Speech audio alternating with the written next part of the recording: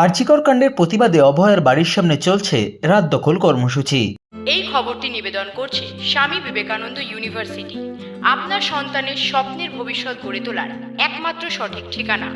যোগাযোগ 7044086270।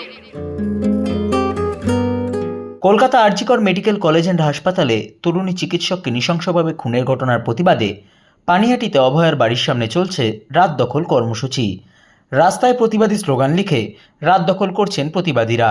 উপস্থিত রয়েছেন অভয়ার বাবা মা। সংবাদ মাধ্যমের মুখোমুখি হয়ে অভয়ার বাবা জানান, স্বাধীনতা যে জিনিসটা সেটা এখন কুক্ষিগত করে রাখা হয়েছে, এটাই হচ্ছে আমাদের সবচেয়ে বেশি দুর্ভাগ্য। স্বাধীনতা আমরা 47 সালে পেয়েছি, কিন্তু সেই স্বাধীনতা কিছু লোক যারা রাজনীতির প্রশাসক আমাদের দেশে তারা কুক্ষিগত করে রেখেছে, এটাই আমাদের সবচেয়ে বেশি দুর্ভাগ্য। মানুষের কাছে আবেদন রাখবো, সবাই রাস্তায় নামুন এবং সরকারকে বুঝিয়ে দিন তা তুমি কাজ ঠিক করছো না, তোমাকে কাজ ঠিক মতো করতে। আজকে নন্দীগ্রামে যে ঘটনাটা ঘটেছে সবচেয়ে এটাও একটা দুঃখজনক ঘটনা। আজকে 1 বছর পরে পুলিশ যেখানে ছিল আজকে সেখানেও সেই বাড়ির উপরে, ফ্যামিলির উপরে পুলিশ অত্যাচার করার চেষ্টা করছে এবং তাদের আওতার মধ্যে এনে পোস্টমর্টম করার চেষ্টা করছে। এখনও নাকি দেহ পরিবারের কাছে দেওয়া হয়। এটা খুবই দুঃখজনক ঘটনা। প্রশাসন স্বাধীন থাকবে না কেন, এটাই হচ্ছে সবচেয়ে আমাদের বড় প্রশ্ন।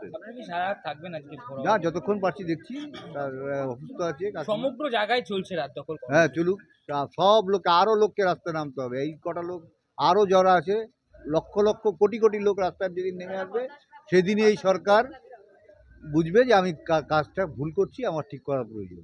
আর কিছু আমি বলবো।